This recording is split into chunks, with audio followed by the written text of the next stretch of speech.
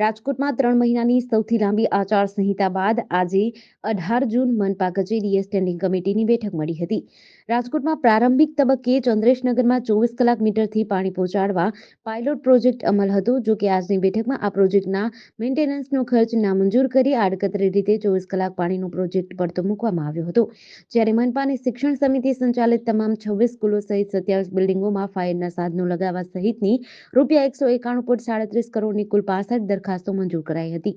મનપાની standing કમિટીના chairman Jaymin ઠાકરના જણાવ્યા અનુસાર આચારસંહિતા બાદ આજે મળેલી બેઠકમાં કુલ 68 દરખાસ્તોમાંથી 65 દરખાસ્તો મંજૂર કરવામાં આવી હતી. કુલ ₹191.37 કરોડના વિકાસ કામો મંજૂર થયા છે. જોકે 2 દરખાસ્ત નામંજૂર અને 1 દરખાસ્ત પેન્ડિંગ રાખવામાં આવી છે. જેમાં રેસકોર્સનું સંચાલન ખાનગી કંપનીને આપવાની દરખાસ્ત પેન્ડિંગ રાખવામાં આવી છે. જ્યારે સર્વેશ્વર ચોકમાં મલ્ટીલેવલ પાર્કિંગ યોગ્ય ન લાગતા દરખાસ્ત નામંજૂર કરવામાં આવી છે. સ્કૂલોમાં વેકેશન ખુલતાની સાથે જ વાલીઓ માટે મુશ્કેલી જોવા મળી રહી છે. કારણ કે ગુજરાતભરમાં સ્કૂલ વાહનના એસોસિએશન દ્વારા હડતાલનો નિર્ણય લેવાયો છે. ટ્રાફિક પોલીસ તેમજ આરટીઓ વિભાગ દ્વારા પાસિંગની કાર્યવાહી કરવામાં આવી રહી છે. જેના કારણે સ્કૂલ વાહન એસોસિએશને આજે હડતાલ પર ઉતરવાનો નિર્ણય લીધો છે. જેની અસર સુરતમાં જોવા મળી હતી. વહેલી સવારે વરસાદ વચ્ચે વાલીઓ બાળકોને સ્કૂલે છોડવા માટે આવ્યા હતા. નોકરિયાત વાલીઓમાં રોષ જોવા મળ્યો હતો. એક વાલીએ જણાવ્યું કે ખોટી રીતે હેરાન કરવામાં આવે છે. જ્યારે વડોદરામાં સ્કૂલ વાહન ચાલકો હડતાલમાં જોડાયા નથી અને વિદ્યાર્થીઓને સ્કૂલે મૂકવા આવ્યા હતા. અમદાવાદમાં પણ આજથી સ્કૂલ વર્ધી એસોસિએશન હડતાલ પર ઉતર્યું છે. જેના કારણે વાલીઓએ પોતાના બાળકોને જાતે સ્કૂલે મૂકવા આવવું પડ્યું હતું. જેના કારણે વાલીઓ મુશ્કેલીમાં મુકાયા છે. સ્કૂલની બહાર ટ્રાફિક જામના દ્રશ્યો અને વાલીઓના વાહનોની લાંબી લાઈનો જોવા મળી હતી. ગાંધીનગર મ્યુનિસિપલ કોર્પોરેશનમાં છેલ્લા કેટલાય દિવસોથી ઉત્તર દક્ષિણની વર્ચસ્વની લડાઈના ટલ્લે ચડેલી મેયર, ડેપ્યુટી મેયર તેમજ સ્ટેન્ડિંગ ચેરમેનની નિમણૂકની પસંદગીના સસ્પેન્સનો અંત આવી ગયો છે. ગઈકાલે મોડી સાંજે શરૂ થયેલી પાર્લામેન્ટરી બોર્ડમાં બેઠકમાં પણ મોડી રાત સુધી કોકડું ગુંજવાતા સસ્પેન્સ યથાવત રહ્યો હતો. આજે મળેલી સામાન્ય સભામાં સંગઠન દ્વારા સીધું જ મેન્ડેટ મોકલી દેવામાં આવતા સૌના આશ્ચર્ય વચ્ચે મેયર તરીકે મીરા પટેલની વરણી કરવામાં આવી છે. મીરા પટેલ વોર્ડ નંબર 10ના કાઉન્સિલર છે, તો ડેપ્યુટી મેયર તરીકે વોર્ડ નંબર 1માંથી આવતા નટવરજી મથુરજી ઠાકોરની સત્તાવાર નિમણૂક કરાઈ છે. આજે ગાંધીનગર મહાનગરપાલિકાના સામાન્ય સભાની નવા મહિલા મેયર, સ્ટેન્ડિંગ કમિટીના ચેરમેન અને ડેપ્યુટી મેયરની નિમણૂક પહેલા મુખ્યમંત્રી, પ્રદેશ ભાજપના પ્રભારી અને પ્રદેશ પ્રમુખ વચ્ચે બેઠક યોજાઈ હતી અને તેમાં નિરીક્ષકો દ્વારા તૈયાર કરવામાં આવેલી પેનલ અંતર્ગત ચર્ચા કરવામાં આવી હતી. આજે મળેલી સામાન્ય સભામાં સંગઠન દ્વારા સીધું જ નવા હોદ્દેદારોની વરણીના નામનું મેન્ડેટ મોકલી આપી સૌને ચોંકાવી દીધા હતા. પંજાબી સિંગર સિદ્ધુ મૂસેવાલાની હત્યાનો માસ્ટરમાઇન્ડ કુખ્યાત ગેંગસ્ટર લોરેન્સનો 17 સેકન્ડનો વિડીયો કોલ વાયરલ થયો છે. જેમાં તે પાકિસ્તાનના કુખ્યાત ડોન શહઝાદ ભટ્ટી સાથે વાત કરતો દેખાય છે. લોરેન્સ ભટ્ટીને ઈદની શુભેચ્છા પાઠવી રહ્યો છે. માનવામાં આવી રહ્યું છે કે આ વિડીયો 16 જૂનનો છે.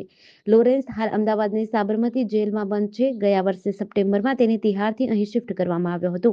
સાબરમતી સેન્ટ્રલ જેલના ડીવાયએસપી પરેશ સોલંકીએ જણાવ્યું કે અમે આ વિડીયો કોલની જાણકારી નથી, અમે તેની તપાસ કરીશું. આ વિડીયો કોલ સામે આવ્યા બાદ એજન્સીઓ પણ સતર્ક થઈ ગઈ છે. માફિયા શહઝાદ ભટ્ટી પાકિસ્તાનમાં હત્યા, જમીન વિવાદ, હથિયારોની દાણચોરી સહિત અનેક ગંભીર કેસોમાં નામ છે. આ વિડીયો કોલમાં લોરેન્સ ભટ્ટીને ઈદ મુબારકની શુભેચ્છા પાઠવે છે. તેના પર ભટ્ટીએ કહ્યું, આજે નહીં, આજે દુબઈ વગેરેમાં થયું છે, કાલે પાકિસ્તાનમાં થશે. તેના પર લોરેન્સે પૂછ્યું કે આજે તે પાકિસ્તાનમાં નથી, જેના પર ભટ્ટીએ જવાબ આપ્યો કે ના ના, આજે નહીં, આજે બીજા દેશોમાં થયું છે, પણ પાકિસ્તાનમાં કાલે થશે. આના પર લોરેન્સે કહ્યું કે તે કાલે ફોન કરીને અભિનંદન આપશે. ખાદ્ય પદાર્થો, ચીજવસ્તુઓ અને ડેરી પ્રોડક્ટમાં સમાવિષ્ટ પનીર, ઘી, મીઠાઈ અને દૂધમાં મોટા પાયે ભેળસેળના સમાચારો સામે આવી રહ્યા છે. વધુ એક વખત જેતપુર જૂનાગઢ નેશનલ હાઈવે પર આવેલી સોરઠ હોટલના કમ્પાઉન્ડમાં એલસીબીએ દરોડો પાડી માહી ડેરીના ટેન્કરોમાંથી દૂધની ચોરી કરી તેની જગ્યાએ પાણી મિક્સ કરવાનું કારસ્તાન ઝડપી પાડી 6 શખ્સોની ધરપકડ કરી છે. Rajkot LCB PI VV Adedara અને ટીમે જેતપુર જૂનાગઢ હાઈવે ઉપર આવેલ સોરઠ હોટલના કમ્પાઉન્ડમાં પાછળના ભાગે ફૂડ એન્ડ ડ્રગ વિભાગના અધિકારીઓને સાથે રાખી દરોડો પાડ્યો હતો. માહી ડેરીના ટેન્કરમાંથી દૂધની ચોરી કરતા જૂનાગઢના હીરાભાઈ ગોવિંદભાઈ કલોત્રા, જસભાઈ ગોવિંદભાઈ કલોત્રા, અર્જુનભાઈ રમેશભાઈ ભારાઈ, જેતપુરના ભીખુભાઈ ગેલાભાઈ રામાણી, વારાણસીના બલિરામ લાલ બહાદુર વિશ્વકર્મા અને રાજુ ગુલાબ યાદવની ધરપકડ કરી હતી. જૂનાગઢના બાલુ ઉર્ફે ઘેલિયો પરબતભાઈ કોડિયાતરની સંડોવણી ખુલતા તેની શોધખોળ હાથ ધરી છે. કોઈ પણ શહેર હોય કે ગામડું હોય, રખડતા પશુઓનો ત્રાસ દરેક જગ્યાએ જોવા મળે છે. તેના પર નિયંત્રણ લાવવામાં આવે તેવી દરેક જગ્યાએ માંગ ઉઠી છે, પરંતુ તંત્ર નિષ્ફળ રહ્યું છે. આવી જ રખડતા પશુની હુમલાની એક ઘટના મોડાસા શહેરમાં સામે આવી છે. મોડાસા શહેરમાં આવેલા બાયપાસ રોડ પર એક દંપતી બુલેટ પર જતું હતું, ત્યારે તેની પાછળ એક ગાય દોડે છે. આ દોડતા પશુથી બચવા બુલેટ ચાલકે બ્રેક મારી, છતાં પશુએ બુલેટ પાછળ બેઠેલી મહિલાને બુલેટ પરથી પાડી દઈ રગદોડી નાખી હતી. આ ઘટના સીસીટીવીમાં કેદ થઈ ગઈ હતી. બુલેટ પર પાછળ સવાર મહિલાને ગાયે નીચે પાડી દઈ રોડ પર રગદોડી હતી. મહિલાને બચાવવા તેના પતિ સહિત આસપાસના અનેક લોકો દોડી આવ્યા, પરંતુ પશુ આક્રમક બનીને મહિલાને ઈજા પહોંચાડતું રહ્યું. છેવટે બાજુમાં આવેલા પેટ્રોલ પંપના કર્મચારીએ લાકડીથી મહિલાને પશુની ચુંગાલમાંથી છોડાવી હતી. રખડતા પશુના હુમલામાં મહિલા ગંભીર રીતે ઈજાગ્રસ્ત થઈ છે, જેને સારવાર અર્થે ખસેડવામાં આવી હતી. રાજ્યમાં ચોમાસાએ વિધિવત દસ્તક દઈ દીધી છે. છેલ્લા કેટલાક દિવસથી દક્ષિણ ગુજરાત અને સૌરાષ્ટ્રમાં વરસાદી માહોલ છવાઈ ગયો છે.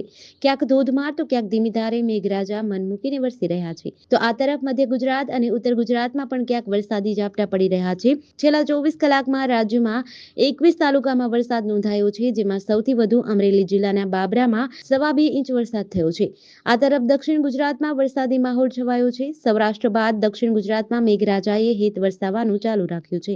નવસારી, સુરત બાદ ભરૂચ જિલ્લામાં વરસાદી માહોલ છવાયો. જિલ્લાના અંકલેશ્વર પંથકમાં ધોધમાર વરસાદ શરૂ થયો છે. તાલુકાના ભટગોદરા, કાપોદ્રા, પીરામણ, ગડખોલ, અંદાડા, કોસંબડી સહિતના ગામોમાં વરસાદ પડતા ધરતીપુત્રોમાં ખુશીનો માહોલ છે. અમરેલી જિલ્લામાં સતત 5મા દિવસે મેઘમહેર જોવા મળી છે. રાજુલા, જાફરાબાદમાં મેઘરાજા મન મૂકીને વરસી રહ્યા છે. જામનગરની મોદી સ્કૂલમાં આગની ઘટના સામે આવી છે. શહેરના સરુ સેક્શન રોડ પર આવેલી મોદી સ્કૂલમાં ચાલુ શૈક્ષણિક કાર્ય દરમિયાન ઇલેક્ટ્રિક પેનલમાં આગ લાગતા ભારે અફરાતફરી મચી હતી. જોકે શાળાના સ્ટાફની સમયસૂચકતાથી તમામ 592 વિદ્યાર્થીઓને હેમખેમ બહાર કાઢવામાં આવ્યા હતા અને આગને કાબૂમાં લીધી હતી. જ્યારે મહાનગરપાલિકાની ફાયર બ્રિગેડની ટીમે દોડી જઈ સમયસર શાળાની ફાયર સિસ્ટમનો ઉપયોગ કરીને આગ બુઝાવી દેતા સર્વેએ હાશકારો અનુભવ્યો હતો. આ અંગે પ્રાથમિક વિગત અનુસાર જામનગરની મોદી સ્કૂલમાં ઇલેક્ટ્રિક પેનલમાં શોર્ટ સર્કિટના કારણે આગ લાગી હતી. આગ લાગતાની સાથે જ સ્ટાફ દ્વારા વિદ્યાર્થીઓને શાળાની બહાર કાઢવાની પ્રક્રિયા ચાલુ કરી દેવામાં આવી હતી. તુરંત જ 592 વિદ્યાર્થીઓને હેમખેમ બહાર કાઢવામાં આવ્યા હતા. શાળાના સ્ટાફ દ્વારા આગને કાબૂમાં લેવામાં આવી હતી. મહેસાણાના સાગણપુર દૂધ ઉત્પાદક સહકારી મંડળીમાં ક્લાર્કની કરતૂતો સામે આવી શંકા જતા તાત્કાલિક ઓડિટ કરવાની માંગ ઉઠી હતી. જે ઓડિટ થતાં જ વર્ષમાં મંડળીના 2 ક્લાર્ક કલ્પેશ ચાવડા અને અશોક ઠાકર પશુ આહાર અને ઘી સહિતના સ્ટોકમાં ગોલમાલ કરી 14 લાખની કાયમી ઉચાપત કરી હોવાનું કાંડ સામે આવ્યું છે. જેને લઈ મંડળીના સભ્ય એવા પશુપાલક દ્વારા લાગણજ પોલીસ મથકે બંને ક્લાર્ક વિરુદ્ધ પોલીસ ફરિયાદ નોંધવામાં આવી હતી.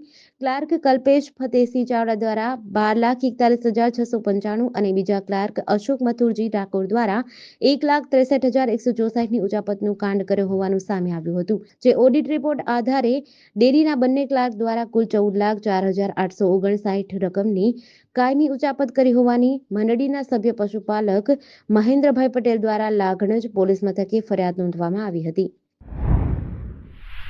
ગુજરાતમાં દારૂ અને જુગાર જેવી પ્રવૃત્તિઓ પર પ્રતિબંધ છે. જોકે પોલીસની મિલીભગતથી જાહેરમાં આવી પ્રવૃત્તિઓ આચરવામાં આવતી હોવાના અનેક કિસ્સાઓ સામે આવ્યા છે. ગેરકાયદેસર પ્રવૃત્તિઓને રોકવા માટે રાજ્ય તકેદારી સેલ સતત મોનિટરિંગ અને દરોડા પાડી રહી છે. ત્યારે તાપીમાં સ્ટેટ મોનિટરિંગ સેલ દ્વારા વધુ એક દરોડો પાડવામાં આવ્યો છે.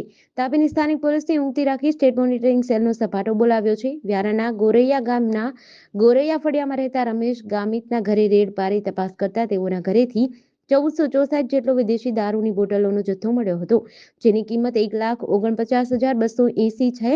સાથે જ આ મુદ્દામાલને જપ્ત કરીને પોલીસે વધુ તપાસ હાથ ધરી છે. તાપીના વ્યારાના ગોરૈયા ગામ નજીક સ્ટેટ મોનિટરિંગ સેલ દ્વારા દારૂનો જથ્થો ઝડપી પાડવામાં આવતા બુટલેગરોમાં અફરાતફરી મચી હતી. સાથે જ 3 જેટલા ઇસમોની ધરપકડ પણ કરવામાં આવી છે.